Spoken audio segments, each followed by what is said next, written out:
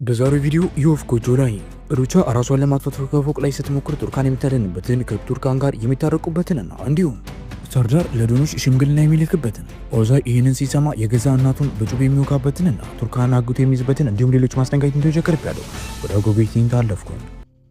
በብዙዎች ተወዳጅነትን ያገኘው አሁን ምዕራፍ 2 ላይ ያለውና ልብ አንጠልጣይ የሆነው የቤተሰብ ተከታታይ ድራማ የወፍ ጎጆ ሩቻን ለአንዴና ለመጨረሻ ጊዜ ራሷን ለመሰዋት ከትልቁ ፎቅ ላይ ራሷን ለመጣል ሚስጥሯን ለመደበቅ በምትፈልገው መልኩ ለማድረግ አሁን ራሷን ከፎቅ ላይ ለመጣል ዝግጅቷን ጨርሳለች። ግን በዚህ ሰዓት ላይ ልትወርቅ ባለችበት ሰዓት ላይ በሰዓቱና በጊዜው የደረሰችው ቱርካን ራሷን እንዳታጠፋ ሩቻን ትይዛታለች። አይሆንም ሩቻ ይህን እንድታረጊ አልፈቅድልሽም በማለት ትነግራታለች። ልጄ እባክሽን በማለት ሩቻ ተስፋ እንደቆረጠችና ራሷን ማጥፋት እንዳለባት የድሮ ታሪኳ እየመጣና ያስጨነቃት መሆኑን ትነግራታለች። በዚህ ጊዜያት ላይ ወደዛ ቦታ ሶመር ይመጣል። እናም እስከዛሬ የእናቴን ህይወት ለማጥፋት ፈልገሻል ሲላት የነበረችው ቱርካን ዛሬ ደግሞ የእናቱን ህይወት አተረፈችለት። ይህ ደግሞ ለእሱ ትልቅ ነገር ነበር። ልጇ ሙስጠፋ እስካሁን በፖሊሶች እየተፈለገ የሚገኘው ሴቢ ላይ ደግሞ የተለያዩ ጌጣጌጦችን ወርቆችን አድርጋ ትገኛለች። በዚህ ግዛት ላይ ፖሊሶቿን በቁጥጥር ስር ከዋላት በኋላ እነዚህን ጌጣጌጦች የገዛላት ሰው ሙስጠፋ እንደሆነና ሙስጠፋ የት እንዳለ እንደምታውቅ ካልበለዛ እነዚህም እንደሚወረሱ እሷም እንደምትታሰር ፖሊሱ አስጠንቅቆ ይነግራታል። እሷም ልጇ የት እንዳለ እንደማታውቅ ትናገራለች። በዚህ ግዛት ላይ ገንዘብሽን የምትፈልጉ ከሆነና የወርቁን ባለቤት ከየት እንደሰጠሽም ከየት እንደገዛሽው የምትነግሪን ከሆነ ሁሉም ነገር ላንቺ ቀላል ይሆናል በማለት ፖሊሱ ይነግራታል። ስለ ቱርካን ምንነትና ማንነት በጣም የተገረመ ያለ ሶመር አለ። እናም እሷን እያመሰገናት በሰዓቱ ባትደርሺ ኖሮ እናቴ ለዚህ ነገር ባልበቃች ነበር በማለት ይነግራታል። ሳዲቅ ልጁ ቱርካን የጠበቃት ቢሆንም ግን ደግሞ እንደማትመጣና ሩቻ መታመሟ ይነገረዋል። በዚህም የተነሳ እሺ ልጅ ይዛው ከሆነች በማለትም ተናግሮ እንድትተርፍ ይፈቅድላታል። ሩቻ ድሮ በልጅነቷ ልጅ ወልዳ እንደጣለችና ማንም ሰው እንዳልተመለከታት ይህም ሚስጥሯ እንደሚደበቅ ከራሷ ጋር እያወራች ትገኛለች። ሳዲቅ ያባት ነገር ሆኖበት ወደዛ ቤት ውስጥ በመምጣት ሩቻንም ሆነ ቱርካን ለመመልከት ሙከራ ያደርጋል። አቶ ዛር ወደ ቤት ውስጥ በመምጣት የተፈጠረውን ነገርና የሩቻን መታመም ከሰማ በኋላ ወደ ሩቻ ጋር በመሄድ እሷ ማጽናናትና ማመልከት ይጀምራል። እሱ የመሰለ ሁሉም ነገር የተፈጠረው በቱርካን የተነሳ ነበር። እናም ቱርካን መቶ ሲጮህባት ሶመር ደግሞ ወደ መካከል በመግባት ለዚህ ሁሉ ነገር ጥሩ ነገር ያደረገችው ቱርካን መሆኗንና እሷ እንደረዳች ከዚህ ቤት መውጣት እንደለባት ይነግረዋል። ሩቻ ጠዋት ከእንቅልፏ ስትነሳ ራሷን የተንከባከበች ዳግመኛ ይህ ነገር እንደማይደገምና ይህንን ሁሉ ነገር ያደረገችላትም እናም እንድትድን ያደረገቻት ብቸኛዋ ሴት ቱርካን መሆኗን የተናገረች ዳግመኛ እዛ ቤት ውስጥ መኖር እንደሌለባት ለቱርካን ተናግራ ቱርካን ያለችበትን ቤት በማፈራረስ ከዚህ በኋላ አሁን የምትኖረው ጥድት ያለው ክፍል ውስጥ መሆኑን ትነግራታለች። ኦዛይ አሁን ትልቅ ችግር ላይ ነው። ዶኖሽን ማጣት አይፈልግም፣ ግን ደግሞ እያጣት ነው። በዚህ ግዛት ላይ የኦዛይ እናት ፖርታዎቿን በተፈተሽ ምንም የቀራት ገንዘብ አልነበረም። የተፈጠረውንም ነገር ደግሞ ለዶኖሽ ደውላ ትነግራታለች። ደውላም ከነገረቻት በኋላ ኦዛይ እየተፈጠረበት ያለው ነገር በጣም አሳዛኝ መሆኑንና እንዲሁም አሁን ትልቅ ችግር ውስጥ እንደገባች ትነግራታለች። የሩቻ ሰራተኞች አሁን አብረዋት መስራት እንደማይችሉና ለጊዜው ገንዘብ የማይከፈላቸው ከሆነ የእነሱ ስም መጥፋቱን ተናግረው መልቀቅ እንደሚፈልጉ ይነግራቸዋል። በዚህ ጊዜያት ላይ ሌላ አንቺስ ትወጫለች ከዚህ ቤት ውስጥ በመለስ ስትጠይቃት እሷ ከዚህ ቤት ውስጥ እንደማትወጣና ገንዘብ ተከፍላትም አልተከፍላትም ለሷ ለውጥ አለመኖሩን ትነግራታለች። ይህን የሰማችው ሩቻ እሺ በማለት ሌሎችን ሰዎች ደግሞ ወደ ታባራቸዋለች። ሩቻ ለቱርካን ይቅርታ እንዳደረገችላትና ከዚህ በኋላ የተሻለ ህይወት እንደምትኖርና እንዲሁም ደግሞ ስጦታ እንደሚገባት ትነግራታለች።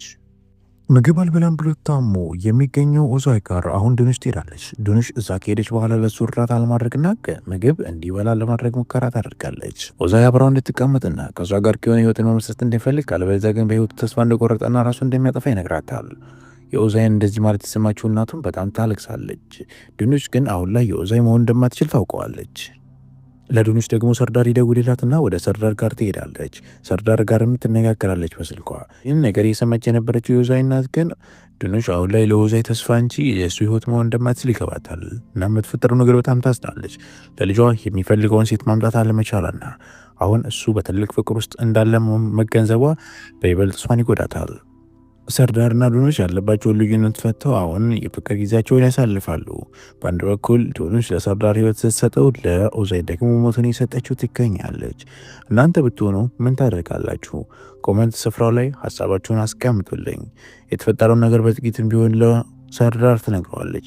ሰርዳር ግን ይህን ነገር ሲሰማ ከዚህ በኋላ እሱ ጋር መሄድ እንደሌለባትና ለሱ ምንም አይነት ተስፋ ለመስጠት እንዳለባት ይነግራታል። ግን ደግሞ ሁሉም ነገር አሁን መብቃት እንዳለበትና እሱ ለሰርግ ሊዘጋጅ መሆኑንና ሽማግሌ እንደሚልክ ይነግራታል። ድኑሽ ይህንን ትሰማለች። እናም በዚህ ነገር በጣም ደስ ይላታል። ሰርዳር አቶ ሳዲቅ ጋር በመምጣት የሚፈጠረውን ነገርና ሽማግሌ መላክ እንደሚፈልግ አስቀድሞ ይነግረዋል። እናም ሁሉንም ልዩነቱን ፈቶ አሁን ትዳሩን ማፈጠሱንና አሁን የሚፈልገው ድኑሽን መሆኑን ይነግረዋል። አሁን ይህንን ሁሉ ነገር የተናገረ ሳዲቅ ባይፈቅድለትም እንኳን ግን ደግሞ ሰርዳር ልከኛ በመሆን እንደሚልክና ድኑሽ እንደምትፈልገው አስረግጦ ይነግረዋል። በዚህም ጊዜያት ላይ ሳዲቅ ምንም አማራጭ ስላልነበረው ዝም ብሎት ወደ ቤቱ ያመራል። አሁን ሙሉ ቤተሰቡ ዝግጅቱን አድርጓል።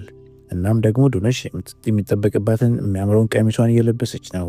በሌላ በኩል ደግሞ ቤት ውስጥ ያልነበረችው ቱርካን ወደ ቤቷ እየሄደች ነው። ድኑሽ ለሁሉም ነገር ዝግጁ ሆና አሁን የሰርዳርን ሽምግልና የምትጠብቅበት ጊዜ ደርሷል። ለሰርዳር ልትታጭና ቀለበት ሊደረግላት ነው። በሌላ ስፍራ ደግሞ ለቀጠሯቸው እየጠበቁና ሰዓት እያከበሩ የሚገኙት ሁለት ሰዎች አሉ። እነዚህም ሁለት ሰዎች ደግሞ ካርታልና እንዲሁም ደግሞ ቱርካን ናቸው። አሁን የፍቺ ሰዓት የሚፈጸምበት ነው። እናም ፍቺው ለመድረግ ተዘጋጅተዋል። ሳዲቅም እዛ ቦታ ላይ ተገኝተዋል። ቱርካን መፋታት እንደምትፈልግ ስትናገር ካርታልን መፋታት ፈልጋለሁ በማለት ቱርካን ይፈታታል። አሁን ካርታል የሚፈልገው የራሱን ህይወት መኖር ነው። ከማን ጋር መኖር እንዳለበት ቢያውቅም እንኳን ግን አሁን ሁሉም ነገር ተጠናቆ ነበር። እናም በዚህ የተነሳ አሁን ሁሉም ነገር ተፈጽሟል። ሁሉም ነገርም ተጠናቋል። ካርታር ለመጨረሻ ጊዜ ዳፍኒን ለመመልከትና እንዲሁም ደግሞ በሌላ በኩል የቱርካንን ልጅ ለመመልከት ወደዛ ስፍራ ይሄዳል፣ ወደ ህፃናት ማቆያ።